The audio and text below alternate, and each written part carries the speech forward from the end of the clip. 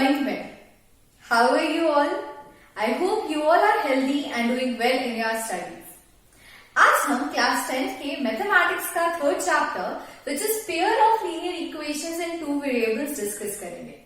इससे पहले class 9th में हम already linear equations and two variables discuss कर चुके हैं, जिसमें हमने देखा था कि किसी भी लीनियर इक्वेशन को स्टैंडर्ड तरीके से हम रिप्रेजेंट करते हैं in the form of ax plus by plus c is equal to 0, जहां पे x और y हमारे वेरिएबल्स होते हैं एंड a, b और c हमारे कांस्टेंट टर्म्स होते हैं, मतलब हमारे नंबर्स होते हैं. 9th स्टैंडर्ड में हमने देखा था कि किसी भी लीनियर इक्वेशन को रिप्रेजेंट किस तरीके से किया जाता है और उसकी वैल्यूज हम कैसे फाइंड आउट कर सकते हैं, सोल्यूशंस कैसे फाइंड आउट कर सकते हैं. यहां तक तो हमें ऑलरेडी आता है. अब अगर हम 10th स्टैंडर्ड के हिसाब से देखें तो हमारे चैप्टर का टाइटल है pair of linear equations in two variables. 9th में हम सिर्फ एक ही इक्वेशन से डील कर रहे थे, बट यहाँ हमें पेयर का मतलब क्या होता है, टू. जैसे पेयर ऑफ शूज होता है तो शूज में दो शूज होते हैं ना, एक लेफ्ट लेग का होता है, एक राइट लेग का होता है. तो पेयर ऑफ शूज मतलब टू शूज, एक शूज से काम नहीं चलता. तो यहाँ पे भी हम क्या कर रहे हैं, पेयर ऑफ लीनियर इक्वेशंस, मतलब इस तरह की एक लीनियर इक्वेशन फॉर्म करनी है, लेकिन सिर्फ एक नहीं दो इक्वेशंस बनेगी और दोनों इक्वेशंस को हमें सॉल्व करना है और इनके सॉल्यूशंस फाइंड आउट करने हैं. 9th में हम ऑलरेडी ये चीज पढ़ चुके हैं कि कोई भी linear equation in two variables होती है, इसके इनफाइनाइट सॉल्यूशंस हमें मिल सकते हैं, क्योंकि आप x की जैसे जैसे वैल्यूज पुट करोगे आपको y की भी डिफरेंट डिफरेंट वैल्यूज मिल जाएंगी. लेकिन अगर मान लो आपके पास दो इक्वेशंस हैं, दो इक्वेशन मतलब जैसे मान लो कि यहाँ पे आपका एक कोएफिशिएंट था a1, ये b1 है और c1 है, ठीक है, और आपकी दूसरी इक्वेशन है a2x plus b2y plus c2 is equal to 0. ये आपकी सेकेंड इक्वेशन है. यहाँ पे आपके वेरिएबल सेम होंगे, वेरिएबल्स में कोई चेंज नहीं आना चाहिए, बस आपके जो कॉन्स्टेंट्स हैं, ये जो कोएफिशिएंट्स हैं, ये वैल्यूज आपकी चेंज हो जाएंगी, ठीक है. अब आप क्या करो, अगर इस इक्वेशन को अलग रखो, x की वैल्यूज पुट करो, करस्पॉन्डिंग y की वैल्यूज फाइंड आउट करो. इसी तरीके से यहाँ x की भी डिफरेंट डिफरेंट वैल्यूज रखो, उससे आपको y की डिफरेंट डिफरेंट वैल्यूज मिल जाएंगी. अब आपके पास क्या हो गया, x की बहुत सारी वैल्यूज है और y की भी बहुत सारी वैल्यूज है, दोनों इक्वेशन के लिए अलग अलग है. लेकिन कोई एक वैल्यू या एक कोऑर्डिनेट ऐसा होगा जो दोनों के लिए सेम हो. इस इक्वेशन में भी x की y से y की वही वैल्यू मिल जाए और इस इक्वेशन में भी x की वही वैल्यू से आपको वही वैल्यू मिल जाए, उस कोऑर्डिनेट को हम कहेंगे सॉल्यूशन ऑफ आवर इक्वेशन.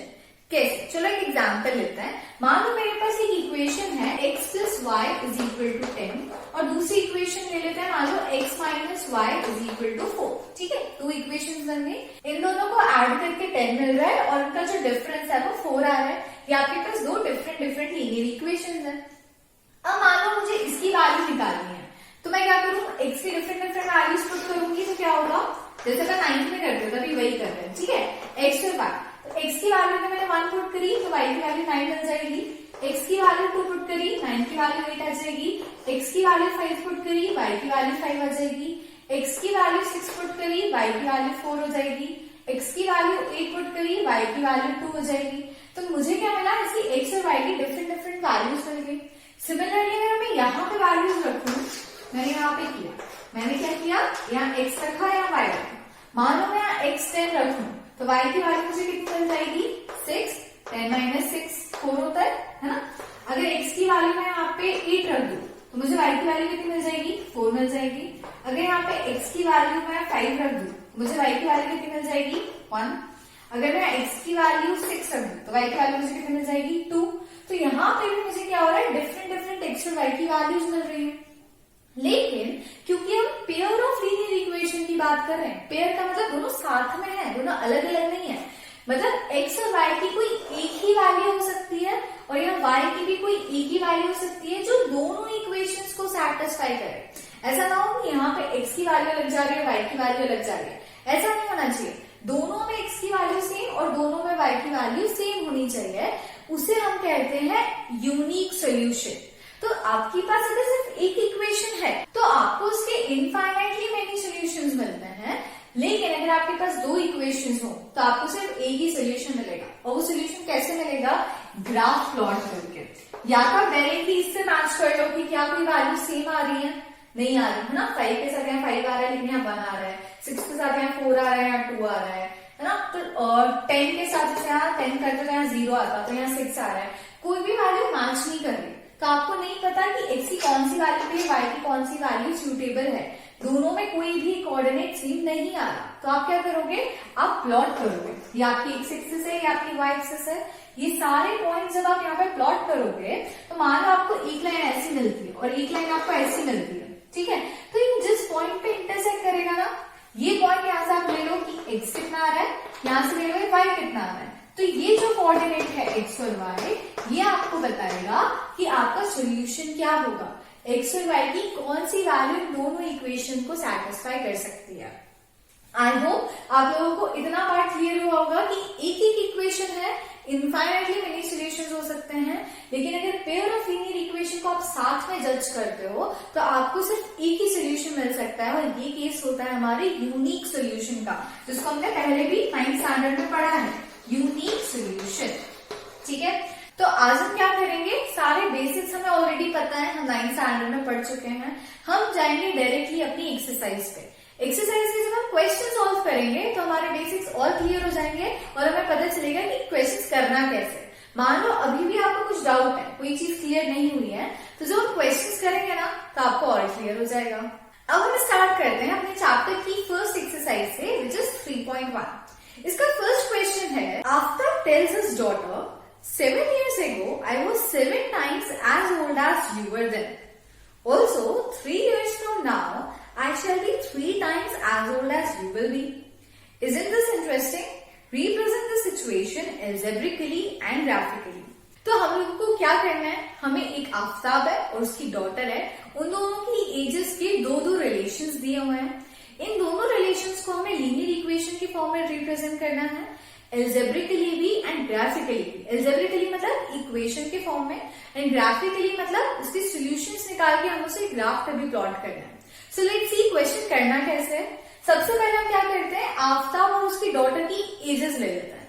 मान लो कि आफ्ताब की एज है हमारे पास x years, ठीक है, और उसकी जो डॉटर है, उसकी डॉटर यहाँ ले लेते हैं, डॉटर की एज मान लो है y years, ठीक है, क्योंकि दोनों की प्रेजेंट एजेस हैं, आज जो एज है।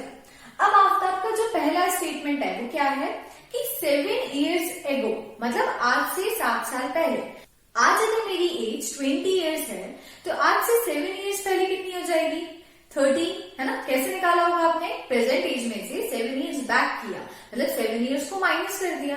तो अगर इन दोनों की प्रेजेंट एजेस x और y है तो 7 years ago क्या होगा, आप क्या करो, दोनों में से 7 माइनस कर दो। यहाँ पर हम क्या करते हैं, 7 years ago का लिख देते हैं कि एगो में दोनों की एजेस क्या है। आफ्ताब की एज होगी x माइनस 7 years ago, और इसकी जो डॉटर है इसकी एज कितनी हो जाएगी, y माइनस 7। ठीक है, दोनों कॉमन लगाया मैंने, दोनों अलग अलग रिलेशन है, अभी साथ में लिख दिया है कि आफ्ताब की 7 years ago age x minus 7 होगी और उसकी डॉटर की y माइनस 7 होगी। अब हम देखते हैं कि इन दोनों की एज के बीच में रिलेशन क्या है। रिलेशन कैसे, उसने कहा है कि मेरी एज आज से 7 साल पहले कैसी थी, तुमसे 7 टाइम्स ज्यादा थी। 7 टाइम्स ज्यादा मतलब कि अगर उसकी एज 1 year थी तो उसकी एज कितनी हो जाएगी, 1 into 7 that is 7। अगर उसकी एज 2 years थी तो इसकी एज कितनी हो जाएगी, 14। अगर इसकी एज 3 years थी तो इसकी हो जाएगी 21। मतलब आज से 7 years पहले जो भी तुम्हारी एज थी उससे मेरी एज 7 टाइम्स ज्यादा थी। ठीक है, तो आपको पता है ये एज ज्यादा है और ये एज कम है। मैंने आपको हमेशा बताया है कि जब भी कोई कम वैल्यू होती है ना, और मुझे क्या करना है, दोनों को इक्वल रखना है। मुझे करना है x minus 7 is equal to मुझे y माइनस 7 करना है, बट ये अभी इक्वल है क्या, नहीं, क्योंकि ये 7 टाइम्स बड़ा है इससे। अब मैं चाहती हूँ कि ये दोनों इक्वल हो जाए, तो इक्वल करने के लिए क्या करूँ, क्योंकि ये 7 टाइम्स बड़ा है तो या तो मैं क्या करूँ, यहाँ पे 7 से मल्टीप्लाई कर दूं, है ना। यहाँ क्यों नहीं करूंगी, क्योंकि ये बड़ा है, बड़े में ही मल्टीप्लाई कर दोगे तो और बड़ा हो जाएगा ना।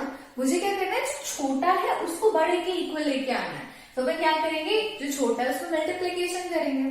अब मल्टीप्लाई करो, देखो क्या आता है, x minus 7 is equal to क्या हो गया, 7y माइनस 49। ये जो 7 है ना, ये इसकी पूरी एज से मल्टीप्लाई होगा, पूरी एज y माइनस 7 है, ना कि सिर्फ y। गलती मत करना, 7 को सिर्फ y से मल्टीप्लाई मत कर देना, 7 पूरे ब्रैकेट से मल्टीप्लाई होगा, मतलब इस 7 से भी मल्टीप्लाई होगा। अब इस इक्वेशन को अरेंज कर लो तो क्या मिल जाएगा आपको, x -7 ये प्लस है ना, इसको यहाँ ले जाओ -7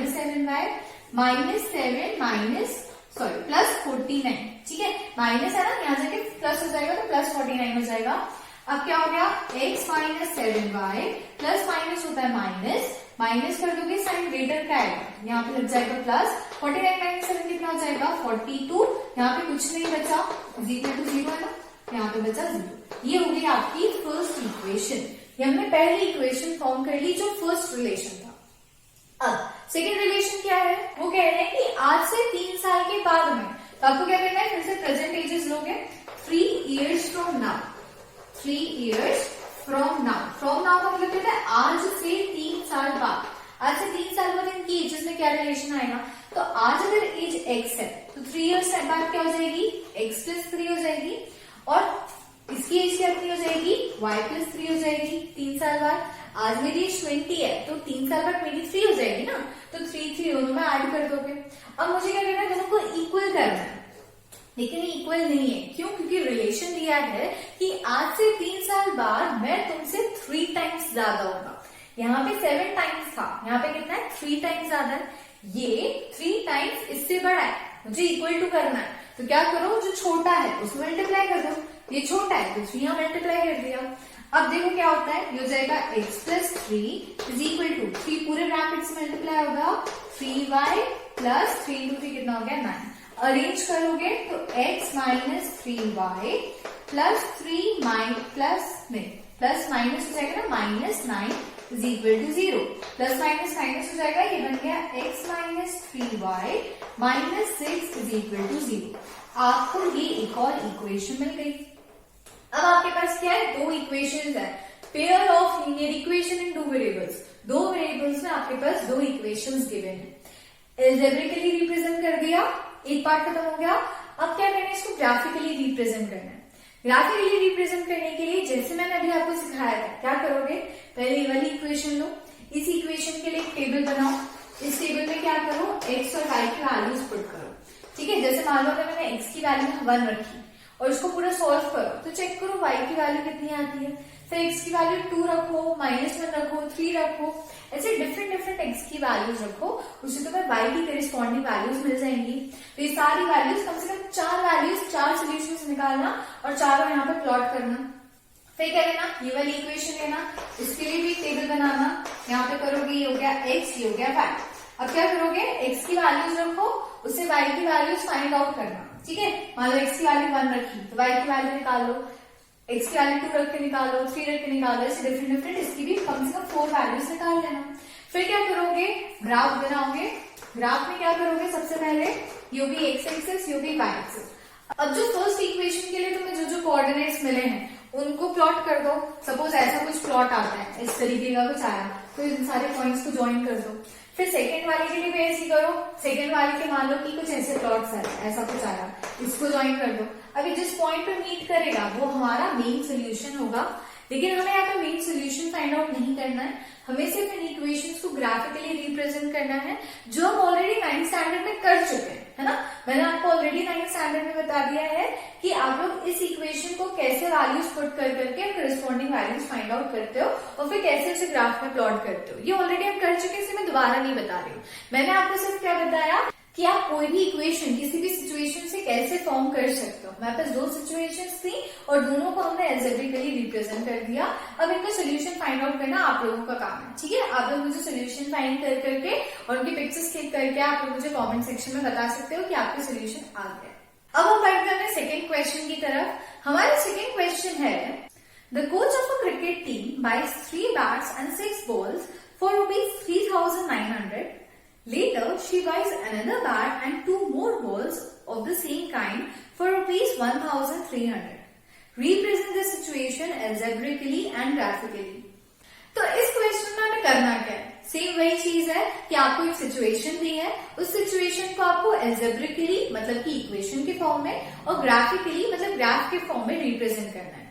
तो ग्राफ बनाना इज इजी कि अगर आपके पास कोई इक्वेशन है, वैल्यूज पुट करना है, सॉल्व करना है, ग्राफ बन जाएगा।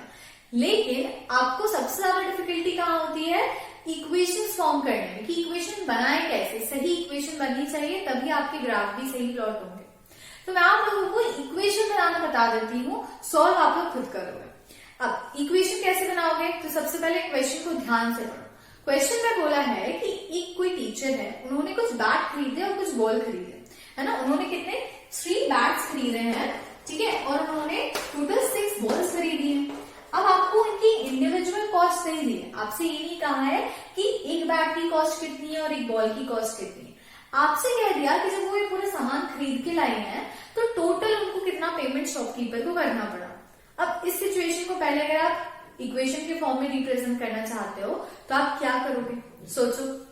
सबसे पहले तो हम क्या करते हैं, एक बैट और एक बॉल का प्राइस अपने दिमाग में सोच लेते हैं, क्योंकि जब भी आप शॉपिंग करने जाते हो तो आप क्या करते हो, आप शॉपकीपर से बोलते हो कि मुझे 10 चॉकलेट चाहिए, लेकिन आप उससे पहले पूछते हो कि 1 चॉकलेट कितने की है। अगर 1 चॉकलेट का रेट पता है तो आप 10 का निकाल लेते हो। यहाँ पे भी हम क्या करेंगे, हमें अपनी एक बैट की या एक बॉल की अगर वैल्यू मिल जाए तो हम टोटल कॉस्ट निकाल सकते हैं। टोटल कॉस्ट खैर दी हुई है, हमें 1 की निकालनी है, 1 की पता नहीं कितनी है, तो हम क्या करेंगे 1 की अज्यूम कर लेते हैं। जब हमें कुछ नहीं पता होता तो हम क्या करते हैं, एजम्पशंस करते हैं। एजम्पशंस को ही हम अलजेब्रा कहते हैं। हम क्या करेंगे, वेरिएबल्स ले लेते हैं। तो बैट की कॉस्ट हम ले लेते हैं मान लो x, और बॉल की, एक बॉल की कॉस्ट ले लेते हैं y। एक बैट की कॉस्ट सपोज x है, एक बॉल की कॉस्ट y है। तो अगर एक बैट की कॉस्ट x है तो 3 बैट की कितनी हो जाएगी, 3x, है ना। मल्टीप्लाई कर लेंगे, 1 की गिवन है, 3 की निकालिए, मल्टीप्लाई करोगे। यहाँ 1 बॉल की वैल्यू ये है तो 6 बॉल की कितनी हो जाएगी, 6y। अब इन दोनों को प्लस कर दो, क्योंकि टोटल लिया था ना उसने, टोटल बॉल और बैट एक साथ उठाए थे, तो उसको कितना पे करना पड़ा था, ₹3,900। ये बन गई अपनी फर्स्ट इक्वेशन। कितना इजी था ना, कुछ नहीं किया, एक बैट की कॉस्ट x रख ली, उसको 3 बैट से मल्टीप्लाई कर दिया, बॉल की y रख ली, 6 से मल्टीप्लाई कर दिया, दोनों को ऐड कर दिया, टोटल मिल जाएगा। ठीक है, ये हमारी फर्स्ट इक्वेशन बन गई। अब सेकंड में क्या बोल रहे हैं वो, कि उसने एक और बैट खरीदा, वो गई और उसने 1 बैट और खरीदा।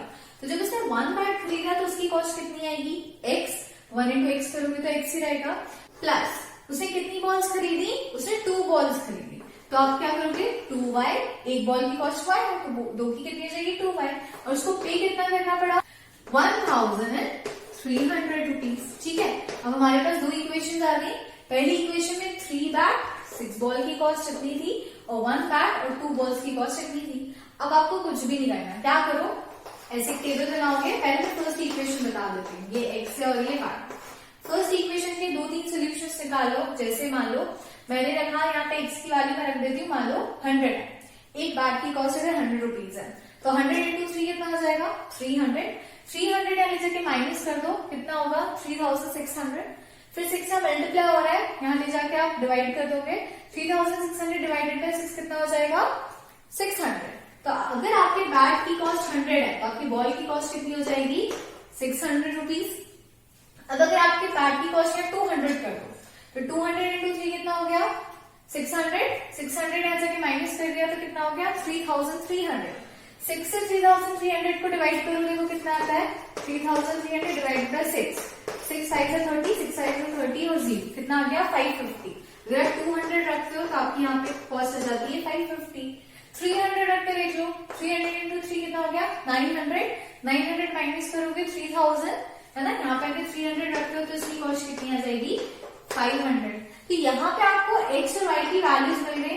अब कुछ नहीं करोगे, क्या करना है, ये आपकी x एक्सिस है, ये आपकी y एक्सिस है, ये ओरिजिन है। पहले क्या करो, प्लॉट करो। 100 to 100 300 रखना ना, यहाँ पे लिखो ये 100 है, ये 200 है और ये 300 है।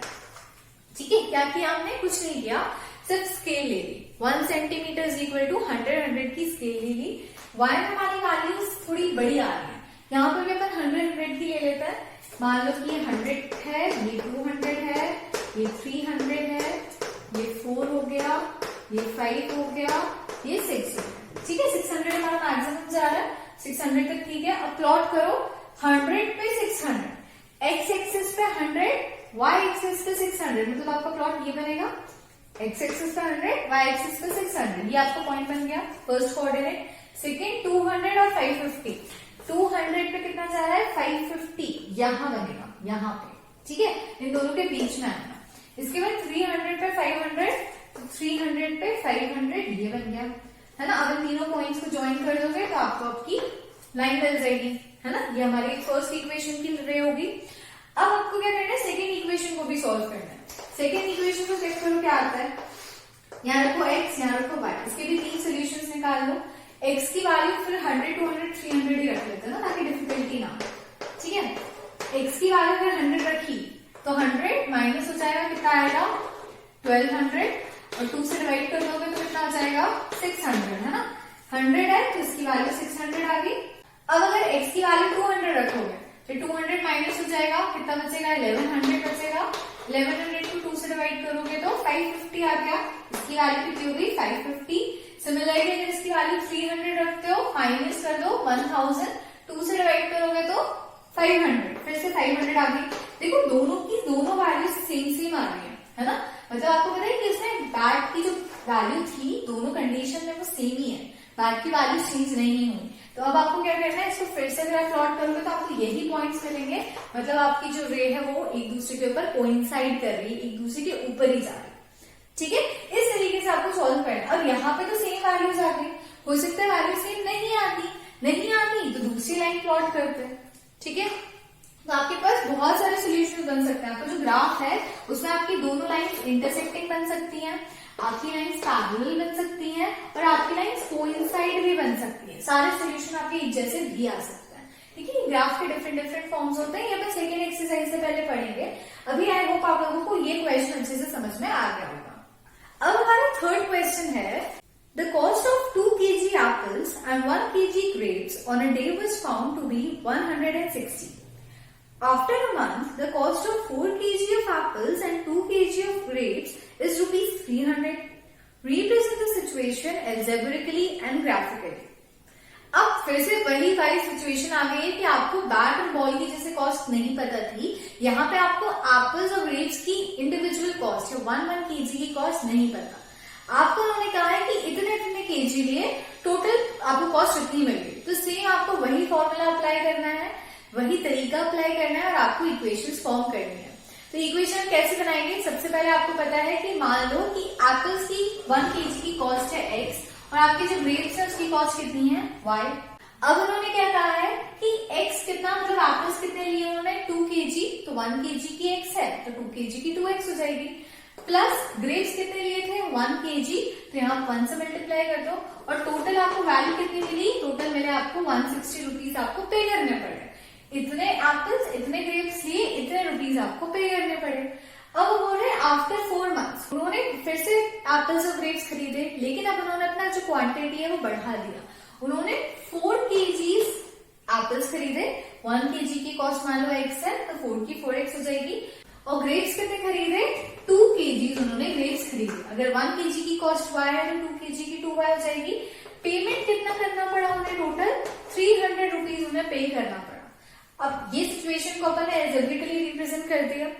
तो अब अपन क्या करते हैं, अगर वैल्यूज को अपन ग्राफ में प्लॉट करना है तो आप सबसे पहले क्या करो, फर्स्ट अपनी इक्वेशन के लिए एक टेबल बना लो। इस टेबल में आप यहाँ पे x की वैल्यूज रखो, यहाँ पे y की वैल्यूज पुट कर देना। 3 वैल्यूज ले लेते हैं।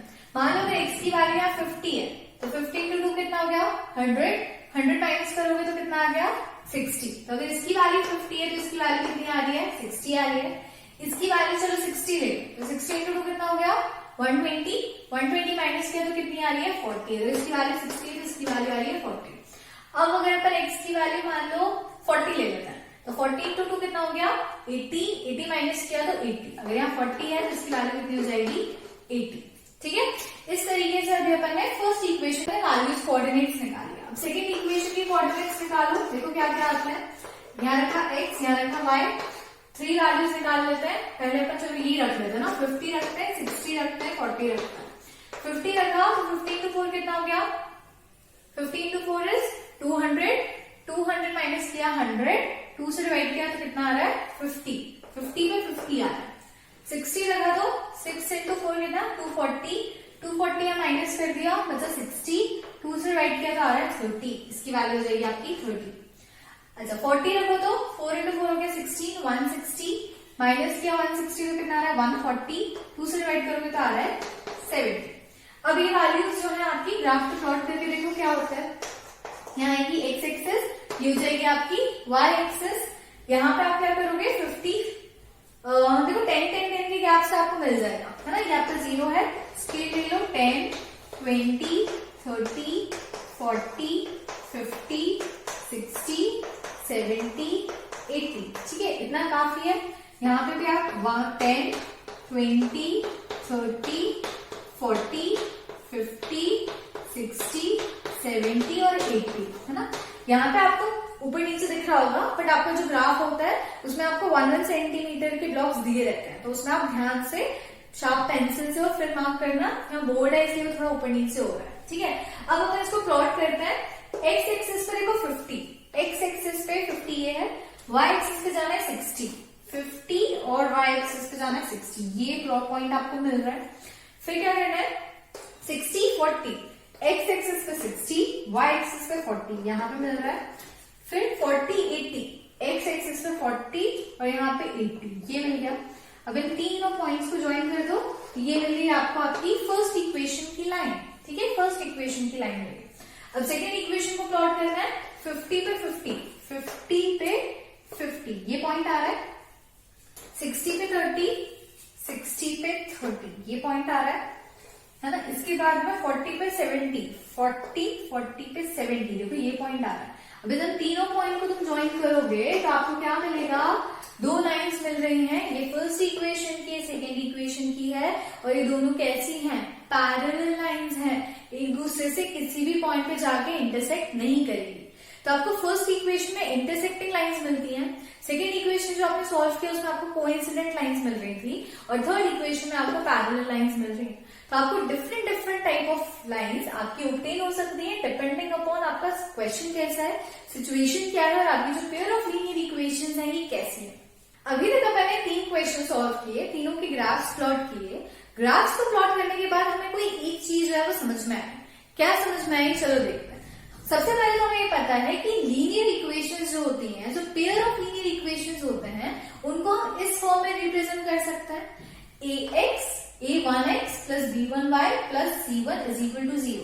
मतलब आपकी वेरिएबल्स x और y रहेंगे, बस आपके जो कोएफिशिएंट्स हैं उनके, जो कांस्टेंट टर्म्स हैं वो चेंज होती हैं। इसको आप a1, b1, c1 कह सकते हो फर्स्ट इक्वेशन के लिए, और सेकेंड इक्वेशन के लिए a2, b2 और c2 कह सकते हो। बाकी की चीजें सेम रहती हैं, ठीक है।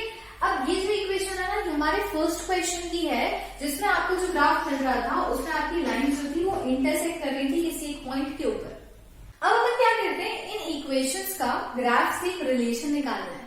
रिलेशन निकालने के लिए अपन देखते हैं कि इनमें क्या कॉमन आ रहा है, क्या चीज गड़बड़ है, क्या चीज कैसी है। चलो देखते हैं। फर्स्ट जो इक्वेशन है अपनी, उसमें अपने कोएफिशिएंट्स हैं a1, a2, b1, b2, c1, c2, ठीक है। इनके रेशियोज निकालो। रेशियोज मतलब क्या, जैसे a1 by a2, a1 by a2 कितना आ रहा है आपका 1 बाय 1, ये भी 1 है, ये भी 1 है, कोई चेंज नहीं आया।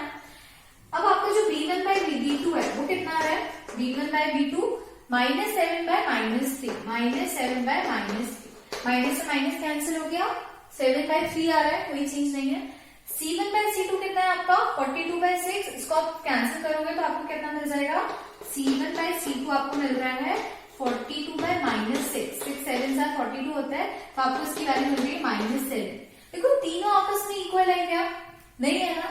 तो जब आपका a1 by a2 not equal to b1 by b2 हो, इस सिचुएशन में आपकी ये दोनों जो कोएफिशिएंट्स हैं ये आपस में अगर इनके रेशियोज इक्वल नहीं है, तो आपकी लाइंस कैसी बनती हैं, intersecting lines.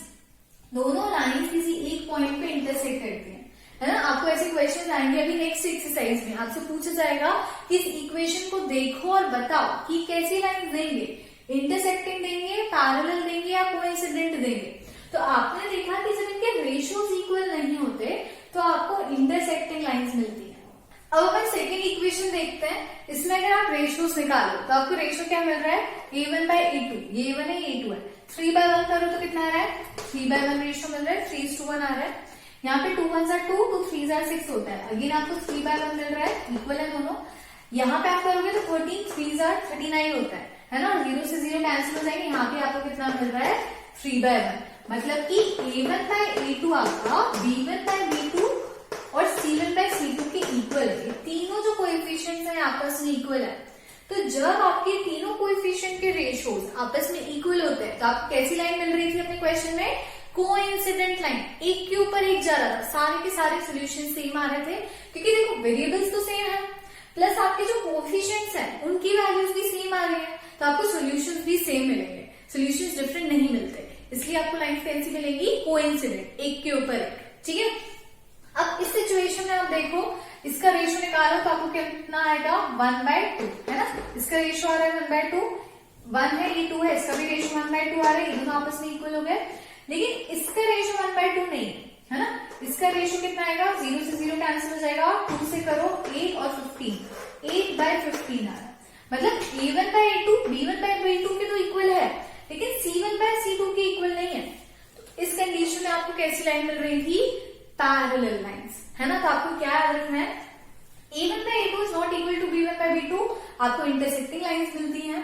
When all the coefficients are equal, मतलब A1/A2 is equal to B1/B2 is equal to C1/C2, क्या मिलेगा, कोइंसिडेंट लाइंस मिलेंगी।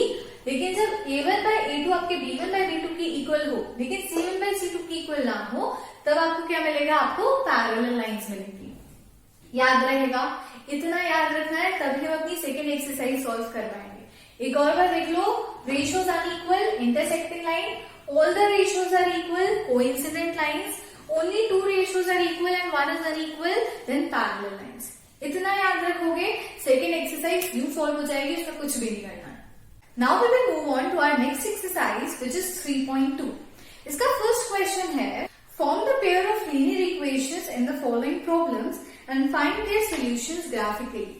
The first question is 10 students of class 10 took part in a mathematics quiz.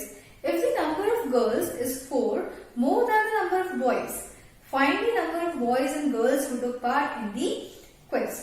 तो आप लोगों से कहा है कि क्लास 10th में एक मैथमेटिक्स क्विज होने वाला है, जिसमें टोटल 10 स्टूडेंट्स ने पार्टिसिपेट किया है। तो स्टूडेंट्स हैं तो कुछ बॉयज होंगे, कुछ गर्ल्स होंगे, हमें पता है, हमें नंबर्स नहीं पता, बस हमें पता है कि मान लो x बॉयज हैं और टोटल जो गर्ल्स हैं कितनी है, y गर्ल्स हैं, टोटल मिला के कितने स्टूडेंट्स जा रहे हैं, 10। तो हमारी इक्वेशन क्या बन जाएगी, x + y = 10। दूसरी सिचुएशन उन्होंने कही है क्या, कि जो गर्ल्स हैं वो बॉयज से 4 ज्यादा हैं। मान लो ये बॉयज थे और ये जो थी हमारी गर्ल्स थी, तो उन्होंने कहा जो गर्ल्स हैं वो 4 मोर है बॉयज से। तो हमें क्या करना है, तो क्योंकि गर्ल्स ज्यादा हैं, तो जो गर्ल्स हैं मुझे अगर उनको बॉयज की इक्वल करना है, तो मैं क्या करूं, बॉयज में 4 ऐड कर दूं, क्योंकि जो बॉयज है वो 4 कम है ना, तो जो कम होता है उसमें ही आप ऐड करते हो। तो आपकी सेकेंड इक्वेशन ये बन गई, ये आपकी फर्स्ट इक्वेशन है, ये आपकी सेकेंड इक्वेशन है। ग्राफ में कैसे प्लॉट करना है ये आप लोगों को ऑलरेडी बता चुकी हूँ, बार बार नहीं बताऊंगी। एक्स की वैल्यूज पुट करो, वाई की वैल्यूज मिल जाएंगी, ऐसे 3-4 सोल्यूशंस निकालो, इसके भी ऐसे ही करना, ग्राफ प्लॉट करोगे। अब अगर आप इसको थोड़ा इक्वेशन के फॉर्म में अरेंज करो तो आपको क्या मिल जाएगा, x + y = -10 = कितना हो गया, 0। ये हो जाएगा आपका -x + y -4 = 0। अब आप देख रहे हैं A1/A2 जो है वो इक्वल नहीं होगा B1/B2 के, क्योंकि ये 1 है, ये 1 है, ये 1 है, ये 1, लेकिन -1 है, तो यहाँ पे ये वाली नेगेटिव आएगी और ये वाली वैल्यू पॉजिटिव आएगी। तो जब A1/A2 B1/B2 के इक्वल नहीं होता तो क्या होता है, इंटरसेक्टिंग लाइंस आती हैं। तो जब आप इसका ग्राफ बनाओगे तो क्या होगा, आप ग्राफ बनाओगे, एक लाइन ऐसी मिलेगी, एक लाइन ऐसी मिलेगी, ये किसी पॉइंट पे इंटरसेक्ट करेगी।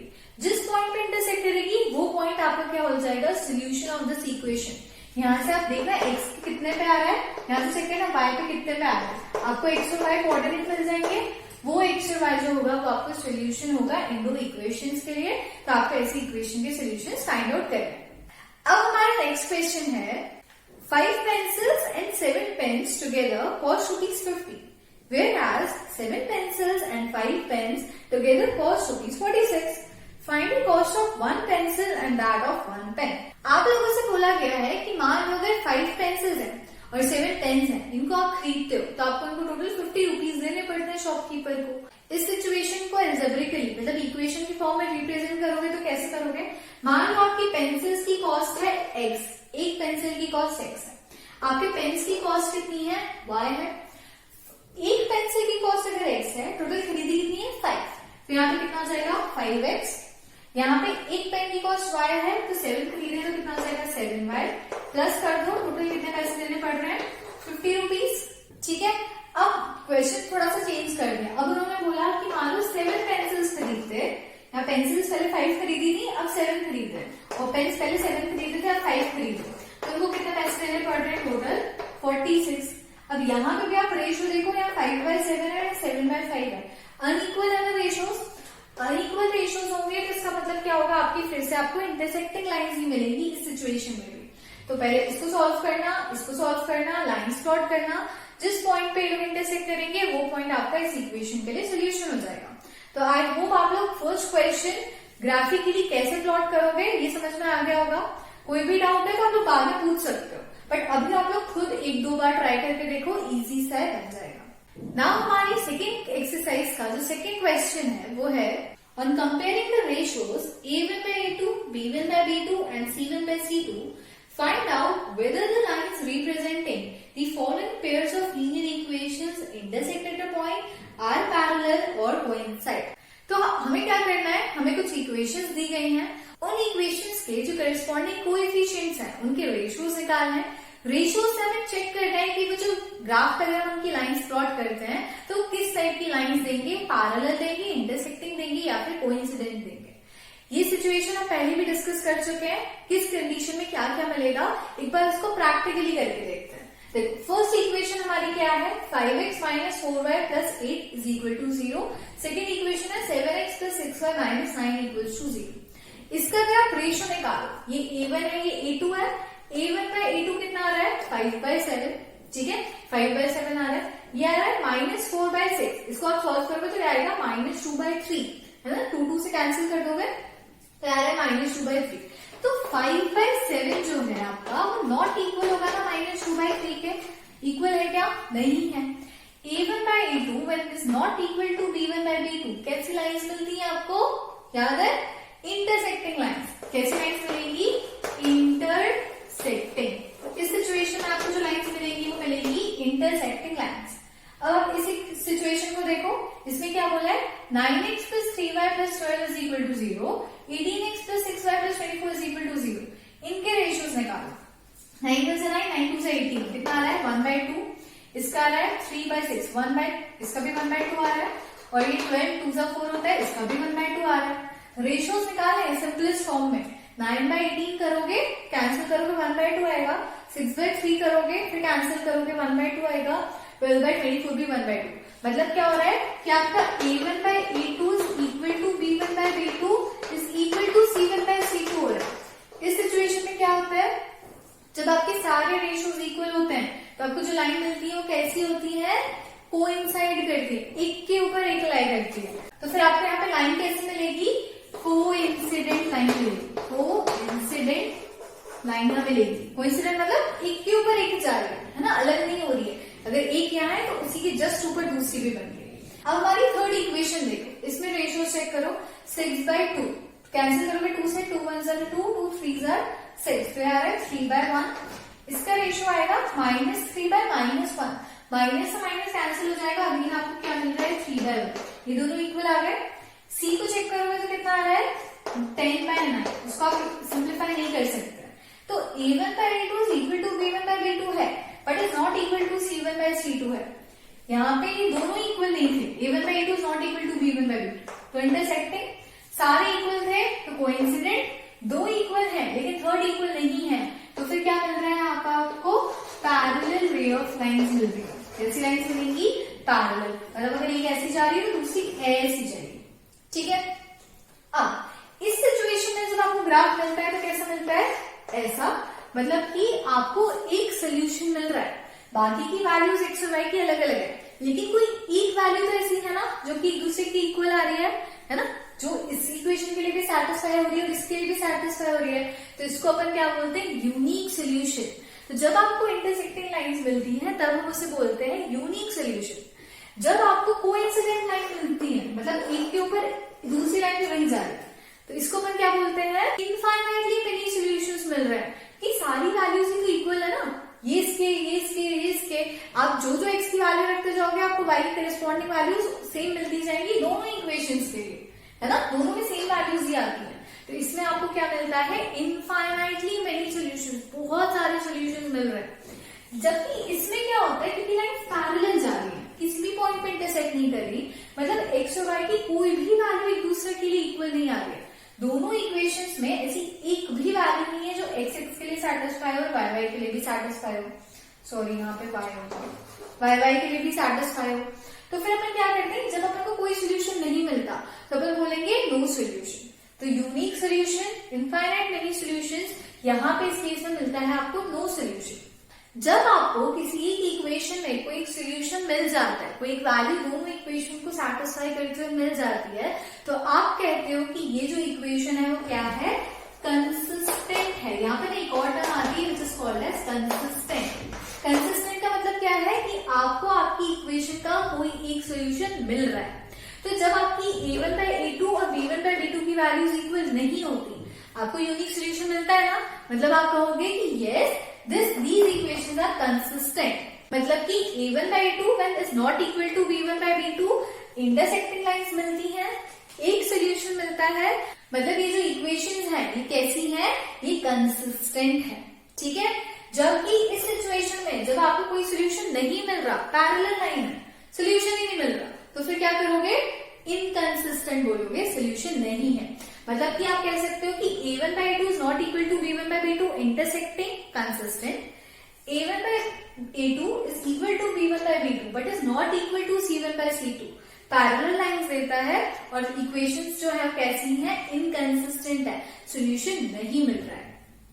जो आपको सेकेंड केस है जहां पे तीनों वैल्यूज इक्वल हो जाती हैं और आपको इनफाइनाइट सॉल्यूशंस मिल जाते हैं, इस केस में आप कहोगे सोल्यूशन मिल रहा है, मतलब ये भी जो इक्वेशन है कंसिस्टेंट है, ये भी कंसिस्टेंट है, ये भी कंसिस्टेंट है, लेकिन ये एक दूसरे पे डिपेंड करती है ना, क्योंकि इसकी वैल्यू हर वैल्यू इक्वल आ रही है, इसकी हर वैल्यू इसकी इक्वल आ रही है, तो ये दोनों क्या है, आपस में डिपेंडेंट है।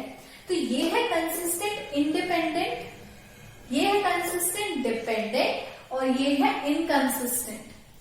बहुत सारा कुछ कुछ हो गया, याद रखना है। क्या याद रखोगे, सबसे पहले a1 by a2 is not equal to b1 by b2 intersecting lines, one solution मतलब यूनिक सोल्यूशन, और इसको कहते हैं हम कंसिस्टेंट। जब हमारे पास सोल्यूशन होता है तो हम बोलते हैं दिस इज कंसिस्टेंट। और क्योंकि दोनों एक दूसरे पर डिपेंड नहीं कर रही है इक्वेशंस, तो इसे हम बोलेंगे इंडिपेंडेंट, कंसिस्टेंट और इंडिपेंडेंट। इस सिचुएशन में आपको इनफाइनाइट सॉल्यूशंस मिलते हैं जब a1 by a2 is equal to b1 by b2 is equal to c1 by c2 होता है, सब आपस में इक्वल है, आपको कोइंसिडेंट लाइंस मिलती हैं।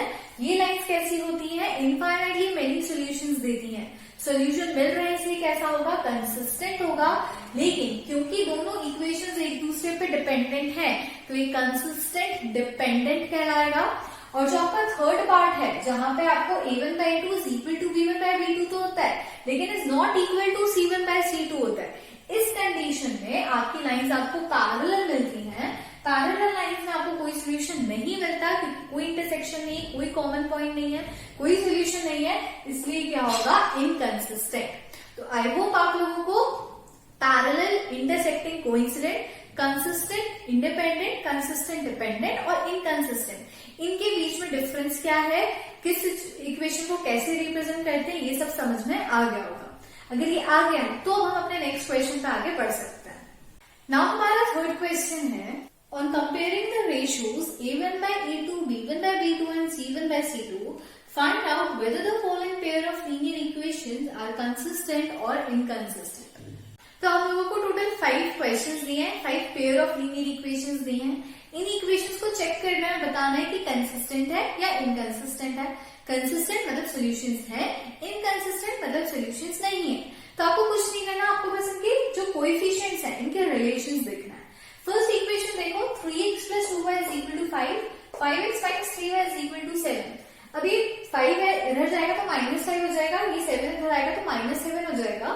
तो c1 by c2 आप यहाँ भी लिखे रहने दे सकते हो, उससे कोई फर्क नहीं पड़ता। ठीक है, अब आप अगर इनके रेशियोज निकालो तो आपको क्या मिल रहा है, यहाँ पे इसके लिए मिल रहा है 3/2 और इसके लिए मिल रहा है -2/3, which is not equal. a1 by a2 is not equal to b1 by b2 है ना, दिख ही रहा है हमें। जब ये आपस में इक्वल नहीं होते हैं तो हमें कैसी लाइंस मिलती है, इंटरसेक्टिंग लाइंस। इंटरसेक्टिंग लाइंस मतलब वन सोल्यूशन, वन सोल्यूशन मतलब कि कैसे है, कंसिस्टेंट है। और कैसा कंसिस्टेंट है, इंडिपेंडेंट कंसिस्टेंट है, ये डिपेंड नहीं कर रहा किसी और के ऊपर। ठीक है, अब इसको देखो आप, तो आपको इसके रेशियोज मिल रहे हैं, इसका रेशियो मिल रहा है 1/2, इसका रेशियो मिलेगा 3 1 3 3 2 6, माइनस से माइनस कैंसिल हो जाएगा, तो ये भी मिल रहा है आपको 1/2, लेकिन ये आपको अनइक्वल मिल रहा है विच इज 8/9। यहाँ पे क्या हो रहा है, दो रेशियोज इक्वल है, मतलब A1/A2 is equal to B1/B2 आ रहा है, but is not equal to C1/C2 आ रहा है। तो यहाँ पे क्या होगा, आपकी कैसी लाइन्स आएंगी, आपकी पैरेलल लाइन्स आएंगी। पैरेलल लाइन्स का कोई सोल्यूशन नहीं होता है, इसलिए कैसा होगा, इनकंसिस्टेंट, ठीक है, इनकंसिस्टेंट, ठीक है।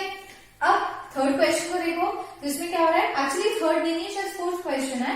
थर्ड क्वेश्चन और फिफ्थ क्वेश्चन इजी है, वो आप लोग खुद करके देखना बन रहे कि नहीं बन रहे। इसको आप चेक करो, तो ये आ रहा है 5/10, 5/10 का रेशियो 5 1 से 5 5 2 से 10 होता है, तो ये आ रहा है -1/2, ठीक है। अब जो माइनस साइन होता है ना, जब न्यूमरेटर में और डिनोमिनेटर में उससे फर्क नहीं पड़ता, आपका पूरा फ्रैक्शन नेगेटिव माना जाता है, चाहे आप कहीं पे भी लिखो, तो मैंने इसमें यहाँ लिख दिया, ये क्या -1/2। इसी तरीके से आप इसको देखोगे, 3 1 3 3 2 6, तो ये भी कितना आ रहा है, -1/2, दोनों इक्वल हो गए। सिमिलरली यहाँ पे भी क्या हो रहा है, 11 1 11 11 2 22, यहाँ पे भी आपका आ रहा है -1/2, मतलब आपके तीनों रेशियो जो है वो कैसे है, इक्वल है। जब तीनों रेशियोज इक्वल होते हैं तो कैसी लाइन्स बनती है, कोइंसिडेंट। कोइंसिडेंट मतलब इनफाइनाइटली मेनी सॉल्यूशंस, सॉल्यूशन है मतलब ये कैसा है, कंसिस्टेंट है, और क्योंकि डिपेंडेंट है तो ये कैसा है, कंसिस्टेंट और डिपेंडेंट। ये चीज याद रखनी है, कंसिस्टेंट है और कैसा है, डिपेंडेंट है। बाकी के जो दो क्वेश्चन बच गए वो आप करके देखना, आई होप आप लोगों को बन जाएगा। ये इजी सा पार्ट है, इसमें ज्यादा कुछ डिफिकल्टी नहीं है, बस रिलेशंस याद रखना, कब पैरेलल है, कब कोइंसिडेंट है और कब इंटरसेक्टिंग है, इंटरसेक्टिंग से कैसे कंसिस्टेंट और इनकंसिस्टेंट कब बन रहा है, ये पता होना चाहिए। नाउ हमारा फोर्थ क्वेश्चन है, which of the following pair of linear equations are consistent, obtain the solutions in such cases graphically। तो आप लोगों को कुछ इक्वेशंस दी हैं, आपको फाइंड आउट करना है कि इनमें से कौन सी जो सिचुएशंस है, कौन सी इक्वेशंस है वो कंसिस्टेंट है, मतलब किनके सोल्यूशन आपको मिल सकता है। तो दो कंडीशन में मिल सकते हैं, जब तीनों इक्वल हो या जब दोनों अनइक्वल हो तभी कंसिस्टेंट होता है। तो आपको चेक करना है इक्वेशन में कंसिस्टेंट है कि नहीं है। अगर कंसिस्टेंट है तो फिर ग्राफिकली प्लॉट करोगे, जिस पॉइंट पे आपका इंटरसेक्टिंग पॉइंट मिलेगा वो आपको सोल्यूशन हो जाएगा। तो ये मैं करके नहीं बता रही हूँ, ये आप लोग खुद करके देखोगे और फिर मुझे बताओगे कि बना कि नहीं बना। अब हम बढ़ते हैं अपने फिफ्थ क्वेश्चन की तरफ। हमारा फिफ्थ क्वेश्चन है, half the perimeter of rectangular garden whose length is 4 meters more than its width is 36 meters. Find the dimension of the garden. तो आप लोगों से बोला जा रहा है कि मान लो रेक्टेंगुलर फील्ड है, एक रेक्टेंगुलर गार्डन है जिसकी लेंथ मान लो x है और जो उसकी ब्रेथ है वो कितनी है, y है। अब आप सबको रेक्टेंगल का पेरीमीटर का फॉर्मूला पता है, क्या होता है, 2 into L into B। Perimeter is equal to होता है 2 into लेंथ प्लस ब्रेथ, ये होता है। अब आपको लेंथ कितनी दी है, x, आपकी ब्रेथ है y, तो आप लिख सकते हो perimeter is equal to 2 into x plus y, ऐसे लिख सकते हो। अब आपसे बोला है कि पेरीमीटर का हाफ कर दो, जो पेरीमीटर है ना इसको 2 से डिवाइड कर दो। इसको 2 से डिवाइड करोगे तो आपको इसको भी 2 से डिवाइड करना पड़ेगा, है ना। पेरीमीटर जो है वो ये होता है, लेकिन क्वेश्चन में बोला है हाफ पेरीमीटर। हाफ पेरीमीटर की वैल्यू आपको गिवन है, तो हम क्या करेंगे, पेरीमीटर को 2 से डिवाइड कर देंगे, तो हमें इसको भी 2 से डिवाइड करना पड़ेगा। ये 2 से 2 कैंसिल हो जाएगा। हाफ पेरीमीटर की वैल्यू आपको दी है 36, तो आपको क्या मिलेगा, 36 is equal to x plus y। एक इक्वेशन आपकी ये होगी, ठीक है। दूसरी इक्वेशन में आपसे बोला है, इन दोनों का एक रिलेशन दिया है कि जो आपकी ब्रेथ है वो लेंथ से 4 मीटर्स छोटी है, ये जो लेंथ है वो 4 मीटर्स इससे बड़ी है। तो मैंने आपको बताया जब बड़े छोटे का रिलेशन होता है और उनको आपको इक्वल रखना है, मैं चाहती हूँ कि लेंथ और जो ब्रेथ है वो आपस में इक्वल हो जाए। तो जो छोटा होगा उसमें क्या करोगे आप, 4 को ऐड कर दो। एक इक्वेशन आपको ये मिल गई। अब क्या करो, इसको थोड़ा अरेंज करो। अरेंज करोगे तो इसमें यहाँ ले जाओ, ये हो जाएगा x plus y minus 36 is equal to 0। ये हो जाएगा x minus y minus 4 is equal to 0। अब ये जो इक्वेशन है आपको दिख रहा है a1/a2 is not equal to b1/b2 है ना, क्योंकि प्लस प्लस है और ये प्लस माइनस है, तो ये दोनों इक्वल नहीं है। मतलब कि आपको कैसी लाइन्स मिलेंगी, इंटरसेक्टिंग लाइन्स मिलेंगी।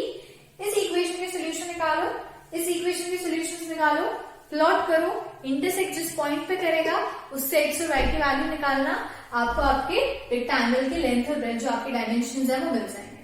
ठीक है, मैंने आपको हिंट दे दी है ऐसे कैसे करना है, अब बाकी का आप लोग मुझे सोल्यूशन करके बताना। जो 6th क्वेश्चन है आपका वो आपसे कह रहा है given the linear equations 2x plus 3y minus 8 is equal to 0, write another linear equation in two variables such that the geometrical representation of the pair so formed as intersecting lines, parallel lines and coincident lines। तो आप लोगों को क्या कहा है, आपको एक equation दे दी, आपसे कहा 2x plus 3y minus 8 is equal to 0। अब इस एक इक्वेशन की करेस्पॉन्डिंग आपको यहाँ पे एक और इक्वेशन बनानी है जिनको जब आप सॉल्व करोगे और ग्राफ में प्लॉट करो तो आपको इंटरसेक्टिंग लाइंस, कोइंसिडेंट लाइन और पैरेलल लाइंस मिलनी चाहिए। अब आपको सिचुएशन पता है, आपको पता है कि जब a1 by a2 b1 by b2 के इक्वल नहीं होता तब इंटरसेक्टिंग बनती है। तो आपको इसके अगर पैरेलल आपको एक इक्वेशन बनानी है जिससे आपको इंटरसेक्टिंग लाइन मिले, तो आपको कुछ नहीं करना, कोई भी रैंडम वैल्यू ले लो। जैसे मान लो मैंने ले लिया 7x plus 4y minus 2 is equal to 0। अब आप देख रहे हो यहाँ रेशियो है 2/7, यहाँ रेशियो है 3/4, यहाँ रेशियो है 4/1। ठीक है, कोई भी रेशियो इक्वल है क्या? नहीं है ना। तो जब a1 by a2 b1 by b2 के इक्वल नहीं है तो आपको कैसी लाइन मिलेगी? इंटरसेक्टिंग लाइंस मिलेंगी। आप मन से कुछ भी बना सकते हो, यहाँ मैंने मन से रैंडमली कोई भी नंबर्स ले लिए। अब सेकंड क्या होता है? कोइंसिडेंट। कोइंसिडेंट के लिए क्या सिचुएशन है कि सारे जो वैल्यूज हैं वो इक्वल होनी चाहिए। ठीक है, अब मुझे इक्वल करना है तो मैं क्या करूं, मैं यहाँ 2 से अगर 4 करती हूँ, मतलब मैं 2 मल्टीप्लाई करती हूँ तो मैं यहाँ भी 2 मल्टीप्लाई करूंगी और मैं यहाँ भी 2 मल्टीप्लाई करूंगी। अगर मैं यहाँ 6 लेती हूँ, अगर मैं यहाँ 3 मल्टीप्लाई करूंगी तो 6 आएगा, तो 3 से यहाँ भी 3 से यहाँ। ठीक है, करके बताती हूँ। तो 2 मल्टीप्लाई करो तो क्या हो जाएगा 4x, यहाँ पे मल्टीप्लाई किया तो 2 3 6 y, फिर 2 से किया तो -16 इज इक्वल टू 0। अब आप रेशियो निकालो, रेशियो 1/2 1/2 1/2 रेशियो आ रहा है ना, तीनों रेशियोज इक्वल है, जिससे आपको कैसा मिलेगा? कोइंसिडेंट लाइंस मिलेंगी। ठीक है, इसकी जगह एक और ले लेते हैं, मान लो इसको 3 से मल्टीप्लाई करो तो 3 2 6x plus 3 3 9y minus 3 8 24 is equal to 0। अब चेक करो, 2/6 1/3 होता है, 3/9 1/3 होता है, -8/-24 माइनस कितना हो जाएगा +1/3। हर सिचुएशन में 1/3 आ रहा है, तो ये दोनों कैसी होंगी आपकी? कोइंसिडेंट। अब क्या करना है? पैरेलल। पैरेलल के लिए क्या सिचुएशन है? ये और ये इक्वल होना चाहिए, ये अनइक्वल होना चाहिए। मन से कुछ भी बना दो। क्या करो, जैसे ले लो 4x plus 6y -10 is equal to 0। ठीक है, तो देखो 2/4 है तो 1/2 इसका भी रेशियो है, इसका भी रेशियो 1/2 है, लेकिन इसका रेशियो कितना आ रहा है? 4/5 आ रहा है। a1 by a2 is equal to b1 by b2 मिल रहा है सिचुएशन से, लेकिन c1 by c2 जो है वो अलग आ रहा है। तो ये वाली लाइन कैसी हो जाएगी आपकी? पैरेलल। ठीक है, तो आई होप आप लोगों को समझ आ गया होगा कि अगर आपको कोई एक इक्वेशन दी है और आपसे उससे रिलेटेड एक इक्वेशन बनाने को कहा है जो आपको इंटरसेक्टिंग लाइंस दे, कोइंसिडेंट लाइंस दे और पैरेलल लाइंस दे, तो हम इनके कोएफिशिएंट्स के रिलेशंस को यूज करके कैसे फॉर्म कर सकते हैं। Now the last question of our exercise is draw the graphs of the equations x minus y plus 1 is equal to 0 and 3x plus 2y minus 12 is equal to 0. Determine the coordinates of the vertices of a triangle formed by these lines and the x-axis and shape the rectangular region. इस question में आपसे कहा गया है कि आपको दो equations दी हैं। अब आप इनको ध्यान से देखोगे तो आपको रेशियो 1/3 -1/2 और 1/-12 मिल रहा है। सारी जो रेशियोज है वो अनइक्वल है, मतलब a1 by a2 is not equal to b1 by b2 है। तो आपको देख के समझ में आएगा कि जब आप इसको प्लॉट करोगे तो आपको क्या मिलेगा? आपको इस तरीके की ऐसी कोई लाइंस मिलेगी। ठीक है, कुछ ऐसा तो भी आपको लाइन मिलेगी। अब आपसे क्या बोला गया है, इसको तो आप सॉल्व करोगे। ठीक है, मैं भी करके बता रही हूँ। एक्स और वाई की वैल्यूज रख रख के 3-4 सोल्यूशन दोनों इक्वेशंस के लिए फाइंड आउट करना। इसको ग्राफ में प्लॉट करोगे, ग्राफ में प्लॉट करोगे तो आपको पता है इंटरसेक्टिंग लाइंस मिलेगी। अब वो बोल रहे हैं कि जो दो इंटरसेक्टिंग लाइंस हैं और जो आपकी एक्स एक्सिस है ना, ये आपकी एक्स एक्सिस है। ठीक है, ये आपकी दो इंटरसेक्टिंग लाइंस है, एक ये लाइन बन रही है आपकी और एक ये लाइन बन रही है।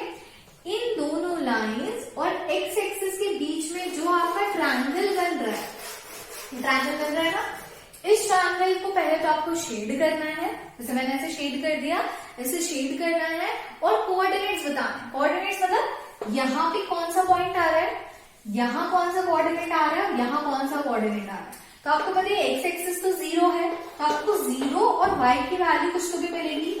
यहाँ पे भी आपको एक्स एक्सिस 0 और y की वैल्यू कुछ मिलेगी। यहाँ पे आपको एक्स एक्सिस चेक करना है कि ये एक्स एक्सिस कितना है और यहाँ y एक्सिस कितना है। ठीक है, तो यहाँ आपको एक्स और y की कोई एक एग्जैक्ट वैल्यू मिल जाएगी। एरिया शेड करना है और ये जो 3 कोऑर्डिनेट्स हैं किस पॉइंट पे इंटरसेक्ट कर रहे हैं वो आपको अपने ग्राफ के थ्रू पता लगाना है। ग्राफ बनाते ही सब करते आप लोगों को ऑलरेडी आता है। अब हमारी ये एक्सरसाइज 3.2 जो है इसके सारे क्वेश्चंस खत्म होते हैं। कुछ क्वेश्चंस मैंने कराए हैं, कुछ पार्ट छोड़ दिए हैं आप लोगों के लिए। बनते हैं अगर आप लोगों से तो वेल एंड गुड, और अगर नहीं बनते, कोई डाउट आता है, कोई स्टेप समझ नहीं आती है, तो आप लोग मुझसे कभी भी पूछ सकते हो। अभी तक अपन ने जितनी भी इक्वेशंस को सॉल्व करके सॉल्यूशंस फाइंड आउट किए हैं वो अपन ने प्रीवियस मेथड से किए, जो अपन ने 9th में पढ़ी थी कि x की वैल्यूज रखो, करस्पॉन्डिंग y की वैल्यूज फाइंड आउट करो, ग्राफ में प्लॉट कर दो। उसके थ्रू जहां पे इंटरसेक्टिंग पॉइंट्स मिलेंगे आपको वो आपका सोल्यूशन हो जाएगा। ये अभी तक हम कर रहे थे। लेकिन क्या हर बार आपके पास इतना टाइम होता है कि आप पूरा से सॉल्व करो तो सारा और फिर ग्राफ बनाओ फिर चेक करो, है ना? ये बहुत ही लेंथी प्रोसेस है। जब आपको ऐसी नॉर्मल कोई इक्वेशन दी गई है और आपको बिना ग्राफ के उसे सॉल्व करना है, तो बिना ग्राफ के सॉल्व करने के लिए आपके पास टोटल 3 मेथड्स होती है। एक है सब्स्टिट्यूशन मेथड, दूसरी है elimination method and third one is cross multiplication method. इन तीनों मेथड्स को यूज करते हुए हम अपनी दोनों इक्वेशंस के सॉल्यूशंस x और y की क्या वैल्यू होनी चाहिए वो फाइंड आउट कर सकते हैं। तो जो हमारी थर्ड एक्सरसाइज है, this exercise is all about the substitution method. आपसे फर्स्ट इक्वेशन में कहा गया है solve the following pair of linear equations by the substitution method. आप लोगों को कुछ इक्वेशंस दे दी गई हैं और आपसे कहा है कि इन इक्वेशंस को सब्स्टिट्यूशन मेथड से सॉल्व करना है। अब मैंने आप लोगों को ये तो बताया नहीं कि सब्स्टिट्यूशन मेथड होती क्या है, तो आप लोग कैसे करोगे? हम क्या करते हैं, क्वेश्चन करेंगे, क्वेश्चन से आपको समझ आ जाएगा कि सब्स्टिट्यूशन मेथड होती क्या है। तो हमारी जो फर्स्ट इक्वेशन है वो क्या है, x plus y is equal to 14 और दूसरी इक्वेशन है x minus y is equal to 4। दो नंबर्स हैं, इनको प्लस करने पे 14 आ रहा है, माइनस करने पे 4 आ रहा है। अब इसको या तो हम वैसे ग्राफ से सॉल्व करते हो वैसे करो, वरना फिर हमारी जो फर्स्ट मेथड है वो क्या है, सब्स्टिट्यूशन। सब्स्टिट्यूशन का मतलब क्या होता है, सब्स्टिट्यूट करना। जैसे आपके स्कूल में कभी कभी लेक्चर्स लगते हैं, कोई टीचर एब्सेंट हो जाते हैं तो उसकी जगह सब्स्टिट्यूट आ जाता है ना? कोई ऐसे टीचर आ जाते हैं जो आपको नॉर्मली वो नहीं पढ़ाते हैं, उन टीचर की जगह आ गए। तो यहाँ पे भी अपन क्या करेंगे, एक वेरिएबल की जगह पर दूसरा वेरिएबल पुट कर देंगे। कैसे?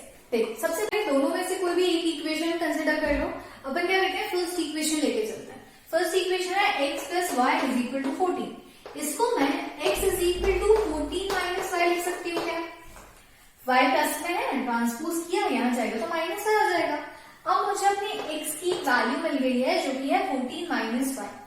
इस वैल्यू को अगर मैं अपनी सेकेंड इक्वेशन में पुट कर दूं, है ना, क्योंकि देखो ये भी x के इक्वल है, यहाँ पे अगर x की जगह मैं लिखूं 14 minus y is equal to क्या लिख दूं, 4। ये सेम इक्वेशन थी, यहाँ पे x की जगह पर बस ये पुट कर दिया। सब्स्टिट्यूट है ना, तो क्या करना है, एक वैल्यू को दूसरी वैल्यू की जगह पर पुट करना है। तो चाहे यहाँ पे x रखती, चाहे 14 माइनस y रखूं, बात तो सेम ही है ना, क्योंकि दोनों इक्वल है।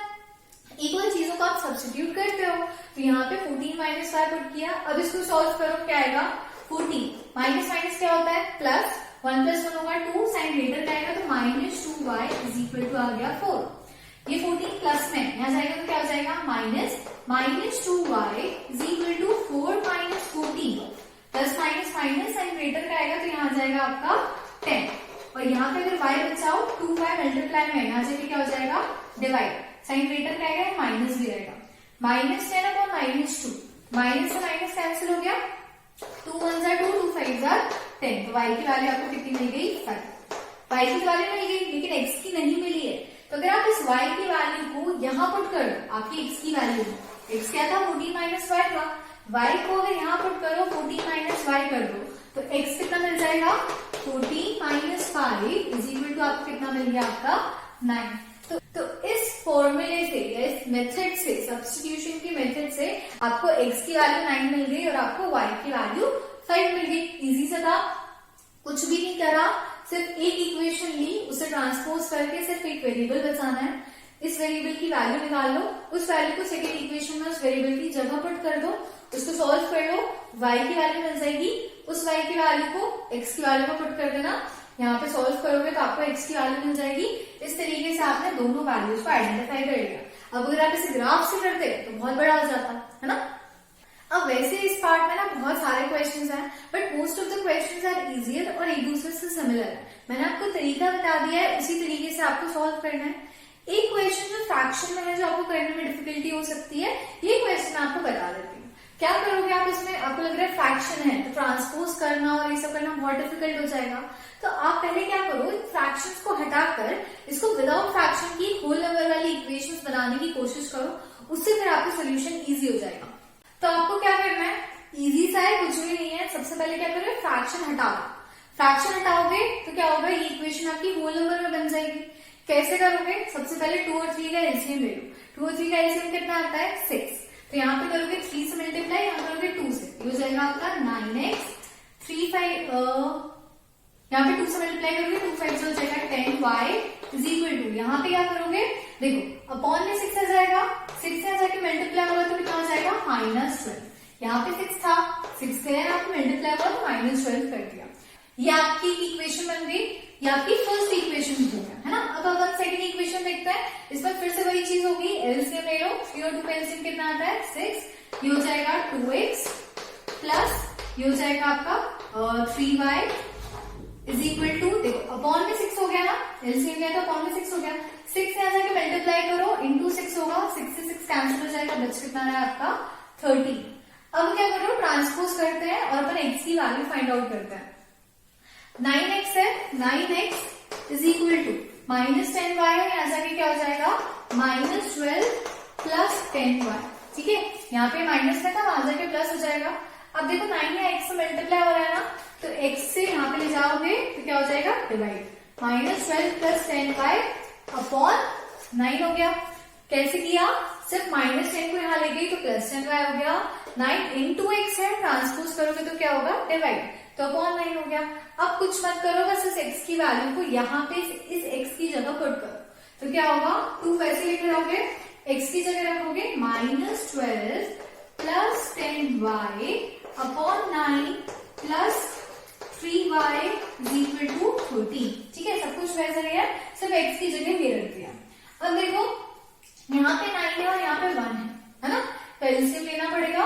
एलसीएम लेने से पहले काम करके इसको मल्टीप्लाई कर देते हैं। मल्टीप्लाई करोगे तो क्या होगा, -24, 2 इंटू 10 होगा तो +20y। ठीक है, अब एलसीएम ले लो, 9 और 1 का एलसीएम कितना आएगा, 9 3 से कितना होता है, 27, तो हो गया +27। अब एक और चीज याद रखना, देखो अगर यहाँ पे 9 है और यहाँ पे 9 नहीं है, यहाँ सिर्फ 1 है, तो फिर आप 9 को यहाँ नहीं ले जा सकते, ट्रांसपोज नहीं कर सकते, अगेंस्ट द रूल है। अब 9 कितना एलसीएम ले लिया तो 9 पूरे पे हो गया, पूरे के डिनोमिनेटर में 9 है, तो अब आप 9 को यहाँ ले जाके मल्टीप्लाई कर सकते हो, तो ये कितना हो जाएगा आपका 27y इंटू 13 इंटू 9, ये हो गया। ठीक है, 13 इंटू 9 कितना होता है, सॉल्व करके देख लेते हैं। 9 3 से 27, 2 9 11, 117 हो गया। अब क्या कर रहे हैं, -24 है, यहाँ जाएगा तो प्लस हो जाएगा, ये दोनों भी प्लस हो जाएंगे, ये हो गया 47y is equal to 117 minus plus 24। 24 add करो कितना होता है, 7 + 4 11। ठीक है, 2 1 3 4 4 और यहाँ गया 141 आ रहा है।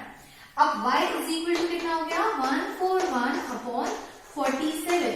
अब आपको पता है 47 इंटू 3 कितना होता है, 3 7 are 21, 2 4 3 are 12, 12 11 12 13 14, 141 आ रहा है। 47 इंटू 3 141 होता है, तो 47 1 47 3 141 आ गया। आपको y की वैल्यू कितनी मिल गई, 3 मिल गई। अब इस y की वैल्यू को यहाँ पर पुट कर दो, तो आपको x की वैल्यू मिल जाएगी, x is equal to -12 plus 3 है ना y की वैल्यू, तो 10 इंटू 3 10 इंटू y कितना हो जाएगा, 30 अपॉन 9। अब पता है प्लस माइनस कितना होता है, -30 -12 करोगे तो कितना आएगा, 18 आएगा, साइन ग्रेटर का आएगा इसलिए प्लस ही रहेगा, अपॉन 9 9 में से 9 9 2 18, x की वैल्यू कितनी मिल रही है, 2। आपको y की वैल्यू मिल रही है 3 और x की वैल्यू मिल रही है 2। आई होप सब्स्टिट्यूशन मेथड से कैसे सॉल्व किया, एक एक स्टेप आपको समझ आई होगी। किसी भी स्टेप में कोई डाउट है तो आप लोगों से पूछ लेना बेझिझक। ऐसा मत सोचना कि इतने से इजी हमें नहीं पता था, हम कैसे पूछें। कंसेप्ट क्लियर होना बहुत जरूरी है। कहाँ क्या मल्टीप्लीकेशन किया, एलसीएम कैसे लिया, क्यों ट्रांसपोज किया, साइन कैसे चेंज हो गए, इन सब का कंसेप्ट क्लियर होना बहुत जरूरी है। तो आई होप आप लोगों को सब्स्टिट्यूशन मेथड कैसे करते हैं ये समझ में आ गया होगा। अब हमारा नेक्स्ट क्वेश्चन है, solve 2x plus 3y is equal to 11 and 2x minus 4y is equal to minus 24 and hence find the value of m for which y is equal to mx plus 1। तो आप लोगों से question में पूछा है कि अगर दो इक्वेशंस है आपके पास में, एक इक्वेशन ये है, दूसरी इक्वेशन ये है। इन इक्वेशन से x और y की वैल्यू फाइंड आउट करो और फिर आपको इस इक्वेशन में m की वैल्यू फाइंड आउट करनी है। करना आपको क्या है, इस m की वैल्यू फाइंड आउट करना है। बट इस m की वैल्यू आप तब फाइंड आउट कर सकते हो जब आपको x और y पता हो। अब x और y पता करने के लिए आपको दो इक्वेशंस को सॉल्व करना है बाय सब्स्टिट्यूशन मेथड। क्या करोगे, अगेन करके बता देती हूँ। पहली वाली इक्वेशन ले लो, इससे x की वैल्यू फाइंड आउट करो, कितना हो जाएगा, ये होगा x is equal to 11 minus 3y upon 2। मैंने डायरेक्ट कर दिया, ये प्लस है, माइनस 3y हो जाएगा, 2 मल्टीप्लाई में यहाँ जाके डिवाइड हो जाएगा। अब इसकी वैल्यू इस इक्वेशन में पुट करो, ये होगा 2 into 11 minus 3y by 2 minus 4y is equal to minus 24। Solve करोगे तो देखो 2 से 2 कैंसिल हो जाएगा ना, यह मल्टीप्लाई में डिवाइड में, तो ये कैंसिल हो गया। आपके पास इक्वेशन बन रही है 11 minus 3y minus 4y is equal to minus 24। अब 11 प्लस है, यहाँ जाके माइनस हो जाएगा और ये माइनस माइनस प्लस होगा, साइन ग्रेटर का आएगा, minus 7y is equal to ये होगा माइनस 24 माइनस 11। ठीक है, अब माइनस माइनस क्या हो जाएगा, प्लस, साइन ग्रेटर का आएगा तो आएगा आपका माइनस 35, y की वैल्यू हो जाएगी माइनस 35 बाय माइनस 7। ठीक है, माइनस 7 मल्टीप्लाई है ना, यहाँ जाके डिवाइड हो जाएगा, y माइनस से माइनस कैंसिल हो गया, 7 5 35, y की वैल्यू कितनी मिल गई, 5। अब इस y की वैल्यू को इधर पुट कर दो x की जगह पर, तो ये क्या मिल जाएगा आपको, 11 माइनस 5 है ना, 5 इंटू 3 कितना हो गया, 15 अपॉन 2, कितना आ जाएगा, minus 4 by 2 which is minus 2। ठीक है, कैसे निकाला, ये जो 5 आया था इसको यहाँ रखा, 5 इंटू 3 हो गया 15, 11 minus 15 plus minus minus 15 minus 11 होता है 4, साइन ग्रेटर का आता है इसलिए माइनस 4 अपॉन 2। 2 से 4 को कैंसिल किया, 2 टाइम्स होता है, माइनस साइन है इसलिए माइनस 2 रहेगा। अब आपको x की वैल्यू माइनस 2 मिल गई और y की वैल्यू 5 मिल गई। अब देखो x और y की वैल्यूज को यहाँ पर पुट करो, देखो क्या आता है, y की जगह हमको 5 इज इक्वल टू m तो नहीं पता, x आ गया माइनस 2 प्लस ये हो गया 3। अब प्लस 3 यहाँ पे जाके माइनस हो जाएगा, तो क्या 5 minus 3 is equal to minus 2 into M को अपन माइनस 2m लिख सकते हैं। 5 माइनस 3 क्या तो कितना आ गया 2, अब माइनस 2 मल्टीप्लाई में यहाँ जाके डिवाइड हो जाएगा, minus 2 is equal to m, 2 से 2 कैंसिल हो गया, 1 आया, minus 1 is equal to m। m की वैल्यू अपन को कितनी मिल गई इस इक्वेशन से, माइनस 1। तो क्या किया, पहले मैंने दो इक्वेशन को सब्स्टिट्यूट करके x और y की वैल्यूज निकाली, इसके बाद उसको इस इक्वेशन में पुट करके फिर m की वैल्यू फाइंड आउट करें। तो आई होप आप लोगों को इक्वेशन कैसे सॉल्व करना था, क्या करना था, वो समझ में आ गया होगा। अब हमारी एक्सरसाइज का जो लास्ट क्वेश्चन है उसमें आप लोगों को कुछ वर्ड प्रॉब्लम्स दी हैं। उन वर्ड प्रॉब्लम से सबसे पहले तो आपको इक्वेशंस फॉर्म करनी है, फिर उन इक्वेशंस को सब्स्टिट्यूशन मेथड से सॉल्व करके x और y की वैल्यूज फाइंड आउट करनी है।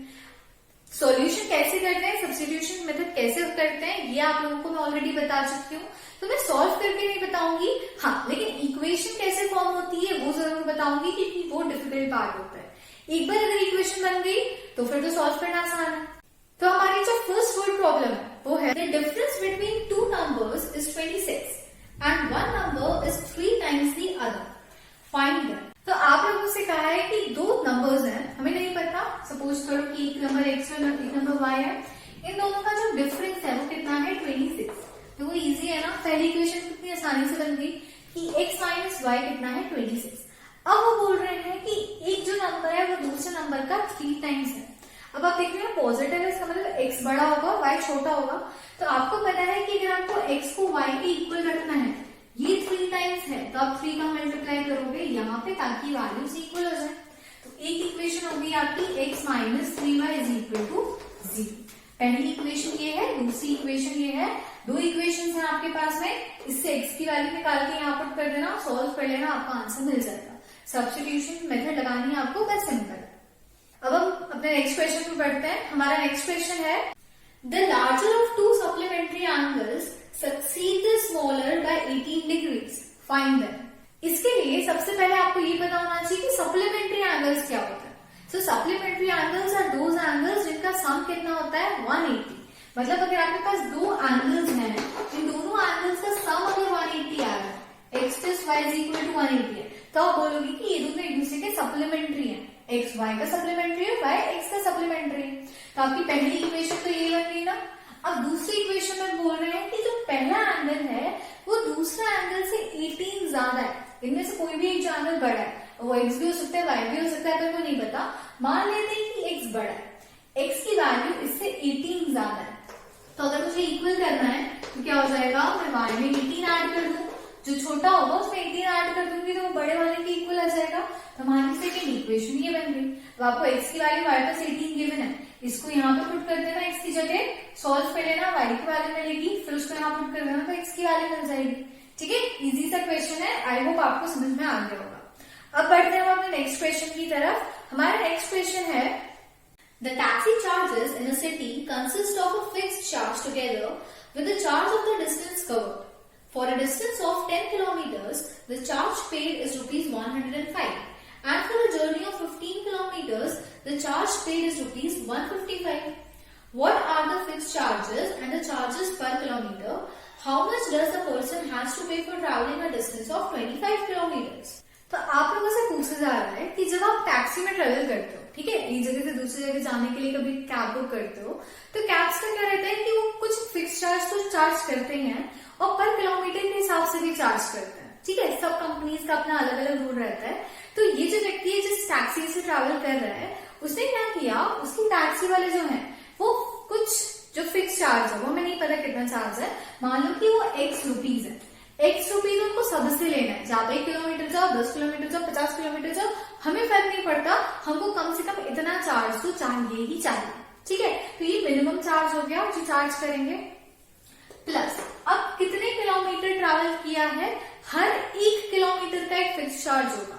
मान लो कि 10 रुपीज पर किलोमीटर के हिसाब से, 20 रुपीज पर किलोमीटर के हिसाब से, कि आप 1 किलोमीटर ट्रैवल करोगे तो आपको इतना अमाउंट देना है, वो अमाउंट भी हमें नहीं पता। तो मान लो कि 1 किलोमीटर के y रुपीज लगते हैं। तो क्वेश्चन की पहली सिचुएशन है कि जब वो 10 किलोमीटर ट्रैवल करता है, 1 किलोमीटर कितने, तो 10 किलोमीटर के अपन को नहीं पता कितने होंगे, तो कितना हो जाएगा 10y। तो अब जब वो चला तो उसको टोटल कितने पैसे देने पड़े, 105 रुपीज देने पड़े। मतलब x तो देना ही है, वो तो कंपल्सरी है, मिनिमम चार्ज है।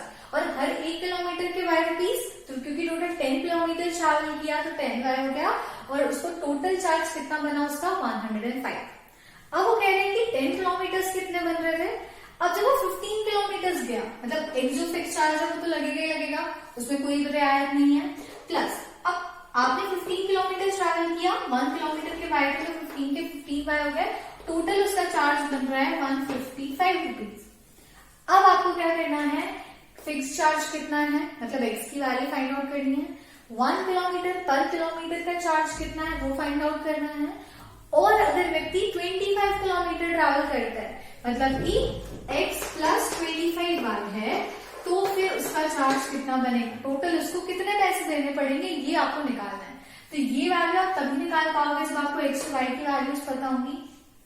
तो सब्स्टिट्यूशन मेथड से पहले इन दोनों इक्वेशंस को सॉल्व करना, x और y की वैल्यूज निकालना, उसको इस इक्वेशन में पुट करोगे तो आपको 25 किलोमीटर का पैसा पता चल जाएगा कि 25 किलोमीटर अगर आप ट्रैवल करोगे तो आपको कितना पे करना पड़ेगा। अब हमारा नेक्स्ट क्वेश्चन है, The coach of a cricket team buys 7 bats and 6 balls for rupees 3,800.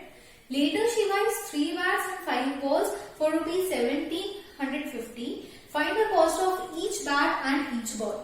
अब ये वाला जो क्वेश्चन है ना, ये मैं बिल्कुल नहीं बता रही हूँ, क्योंकि बैट और बॉल वाली सेम सिचुएशन अपन पहले कर चुके हैं, है ना, कि अगर x जो है वो बैट की कॉस्ट है, y जो है वो बॉल की कॉस्ट है, तो 7 बैट की और 6 बॉल्स की कितनी आएगी, इज इक्वल टू 3,800 रख लेना। ऐसे करके आप लोग खुद ये इक्वेशन बनाना, खुद से ट्राई करो बनाने का कि इक्वेशन कैसे बनाते हैं और फिर इसको सॉल्व करके आंसर निकालना, ठीक है।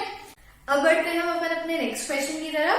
तो हमारा नेक्स्ट क्वेश्चन है, a fraction becomes 9/11 if 2 is added to both numerator and denominator. If 3 is added to both numerator and denominator, it becomes 5/6. Find the fraction.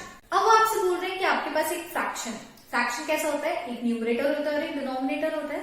तो मान लो आपके न्यूमरेटर की वैल्यू है x और आपके डिनोमिनेटर की वैल्यू है y। आपको नहीं पता ना कितनी है, तो हम x और y ले लेते हैं। अब क्वेश्चन की फर्स्ट सिचुएशन है कि इन दोनों में अगर आप 2 ऐड करते हो, मतलब आप इसको भी 2 ऐड कर दो और आप +2 इधर भी कर दो, तो आपको जो फ्रैक्शन बनेगा वो फ्रैक्शन कितना बनेगा, 9/11, ठीक है। ये आपका फ्रैक्शन बन जाएगा। अब इसी की जगह 2 की जगह अगर आप इसमें 3 ऐड करते, मतलब x + 3 करते और y + 3 करते, तो आपका जो फ्रैक्शन बनता वो क्या बन जाता, 5/6 बन जाता। दो सिचुएशन बन गई, 2 ऐड करने पे ये बन रहा है, 3 ऐड करने पे ये बन रहा है। अब क्या करोगे, आपको लग रहा है इक्वेशन तो दिख नहीं रही, सब्स्टिट्यूशन कैसे करेंगे, तो हम क्या करते हैं, इसकी इक्वेशन बना लेते हैं। कैसे बनाओगे, क्रॉस मल्टीप्लाई कर दो, 11 यहाँ मल्टीप्लाई कर दो, y/2 को यहाँ मल्टीप्लाई करो, क्या हो जाएगा, ये हो जाएगा 11x + 22 = 9y + 18, ठीक है। अब ये सारी वैल्यूज यहाँ ले आओ, तो हो जाएगा 11x - 9y + 22 - 18 कितना होगा, +4, है ना, +4 = 0। ये पहली इक्वेशन बन गई। दूसरी इक्वेशन में भी ऐसे करो, क्रॉस मल्टीप्लाई करो, 6 यहाँ मल्टीप्लाई करोगे तो हो जाएगा 6x + 6 × 3 = 18 = ये हो गया 5y + 5 × 3 कितना होता है, 15। अब फिर से सारी वैल्यूज यहाँ ले आओ, तो जाएगा 6x - 5y + 18, यहाँ जाएगा -15, कितना बनेगा, +3 = 0। +15 था ना, यहाँ आएगा माइनस होगा, 18 - 15 कितना हो गया, 3। जैसे यहाँ पे 12 - 18 4 था, ऐसे ही हो गया। ये आपकी सेकेंड इक्वेशन मिल गई। अब इन दोनों को सब्स्टिट्यूशन लगाना, सॉल्व करना और x और y की वैल्यू फाइंड आउट करना। जब x और y की वैल्यू मिल जाएगी तो उसको डायरेक्ट में लिखना कि x ये है y ये है, उसको फ्रैक्शन के फॉर्म में लिखना। मान लो सपोज करो कि x की वैल्यू आती है 4 और y की वैल्यू आती है 5, तो उसको लिखना योर नंबर इज 4/5, ठीक है। इस तरीके से, मैं ये नहीं कह रही 4/5 ही आएगा, कुछ भी आ सकता है, बट जब आप आंसर लिखोगे तो आप क्या लिखोगे, the fraction obtained is 4/5, the fraction is 4/5, ऐसे रिप्रेजेंट करना, ठीक है। अब हम बढ़ते हैं अपने नेक्स्ट क्वेश्चन की तरफ। Our last question of the exercise is 5 years hence the age of Jacob will be 3 times that of his son. 5 years ago Jacob's age was 7 times that of his son. What are their present ages? तो इस question में आपसे कहा है कि एक व्यक्ति है, इसका नाम क्या है, जेकॉब। जेकॉब है और उसका बेटा है, ठीक है, उसका सन है। अब जेकॉब की एज, प्रेजेंट एज हमें नहीं पता कितनी है, मान लो इसकी एज है x और मान लो इसकी एज कितनी है y। अब सबसे पहली स्टेटमेंट में बोला है 5 years hence। 5 years hence का मतलब होता है आज से 5 साल के बाद में, फ्यूचर की बात हो रही है, तो आप क्या करोगे, इनकी एजेस में ऐड करोगे। क्या ऐड करोगे, 5। ये 5 years की बात हो रही है, तो 5 years के बाद में इसकी एज हो जाएगी x + 5 और इसकी एज कितनी हो जाएगी आपकी y + 5 हो जाएगी। अब इन दोनों की एज का रिलेशन क्या है, तो 5 साल के बाद में उसकी जो बेटी की एज है जेकॉब से कितनी ज्यादा है, 3 टाइम्स ज्यादा। तो मैंने आप लोगों से कहा है कि जब भी आपको ऐसी सिचुएशन मिले और आपको = करना हो, तो 3 टाइम्स ये बड़ा है, तो जो छोटा होगा उसमें आप 3 ऐड कर दो, सॉरी मल्टीप्लाई कर दो, ठीक है। तो अब जब आप इसमें मल्टीप्लाई करोगे तो आपकी इक्वेशन क्या बनेगी, x + 5 = 3y + 15, 3 मल्टीप्लाई करना, ठीक है। इसको यहाँ ले जाओ, क्या हो जाएगा, x - 3y + 5y - 15 है ना, तो प्लस माइनस माइनस होगा, 15 - 5 10 आएगा, साइन ग्रेटर का आएगा, ये प्लस है, लेकिन यहाँ आने के बाद ये माइनस हो जाएगा, तो इसलिए आपकी वैल्यू आएगी -10 = 0। ये बन गई आपकी फर्स्ट इक्वेशन, ठीक है। अब सेकेंड में वो क्या कह रहे हैं कि आज से 5 साल पहले, ये दोनों प्रेजेंट एजेस है ना, आज से 5 साल पहले मेरी एज मेरे बेटे से कितनी ज्यादा थी, 7 टाइम्स ज्यादा थी। 5 साल बाद 3 टाइम्स ज्यादा है, लेकिन 5 साल पहले 7 टाइम्स ज्यादा थी। तो सबसे पहले तो देखो प्रेजेंट एज अगर x है तो 5 साल पहले कितनी हो जाएगी, x - 5 और इसकी कितनी हो जाएगी, y - 5। अब इन दोनों का रिलेशन क्या है कि इसकी एज 7 टाइम्स बड़ी थी, तो इसकी एज बड़ी है तो 7 का मल्टीप्लाई करोगे यहाँ पे, तो आपकी इक्वेशन बनेगी x minus 5 is equal to 7y minus 35। ठीक है, अब माइनस 35 है, यहाँ पे सबको ले जाओ, तो जाएगा x माइनस 7y प्लस था तो माइनस 7y माइनस 5, ये माइनस 35 है, यहाँ जाएगा तो क्या होगा प्लस 35 माइनस 5 कितना जाएगा 30, साइन ग्रेटर का आएगा इसलिए प्लस 30 इज इक्वल टू 0। याद रखना, देखो यहाँ पे माइनस है ना, यहाँ जाएगा तो प्लस हो जाएगा, फिर प्लस माइनस माइनस होगा, 35 माइनस 5 30 हो जाएगा, साइन ग्रेटर का आएगा इसलिए प्लस 30, यहाँ पे आंसर आना चाहिए। और ये बन गई आपकी सेकेंड इक्वेशन। और फर्स्ट इक्वेशन से x की वैल्यू निकाल लेना, उसको यहाँ पुट कर देना, y की वैल्यू आ जाएगी, उस y की वैल्यू को वहां रख देना, x की वैल्यू मिल जाएगी, सिंपल सब्स्टिट्यूशन करना। तो आई होप आज आप लोगों को ग्राफ्स कैसे प्लॉट करते हैं पेयर ऑफ लीनियर इक्वेशंस के, इनकंसिस्टेंट कंसिस्टेंट क्या होता है, पैरेलल इंटरसेक्टिंग लाइंस या कोइंसिडेंट लाइन कैसे फॉर्म होती हैं, उनके कोएफिशिएंट से क्या रिलेशन होता है, रेशियो से क्या रिलेशन होता है, सब्स्टिट्यूशन मेथड कैसे लगाते हैं, कोई भी अगर वर्ड प्रॉब्लम है तो उससे पहले इक्वेशन कैसे बनाओगे, फिर सब्स्टिट्यूशन मेथड कैसे लगाओगे और कैसे एक्स और वाई की वैल्यूज फाइंड आउट करोगे, इतना पार्ट क्लियर हो गया होगा। तो आज के लिए हम क्लास यहीं पेंड करते हैं। बाकी जो आपका क्रॉस मल्टीप्लिकेशन और एलिमिनेशन मेथड्स हैं, ये हम अपनी नेक्स्ट वीडियो में कंटिन्यू करेंगे। तब तक के लिए आज मैंने जितना बताया उतना प्रैक्टिस करके रखिए, पढ़ के रखिए और ज्यादा से ज्यादा क्वेश्चंस की प्रैक्टिस कीजिए। वर्ड प्रॉब्लम्स इंपॉर्टेंट होते हैं क्योंकि उसे इक्वेशन बनाते आनी चाहिए, तो बहुत सारे वर्ड प्रॉब्लम सॉल्व कीजिए ताकि आप लोगों के लिए इजी हो जाए। Practice makes a man perfect. तो आप लोगों को बहुत सारी प्रैक्टिस करनी है। अब मिलेंगे अपनी नेक्स्ट वीडियो में, तब तक के लिए अपना ध्यान रखिए, खुश रहिए, मुस्कुराते रहिए। Bye bye.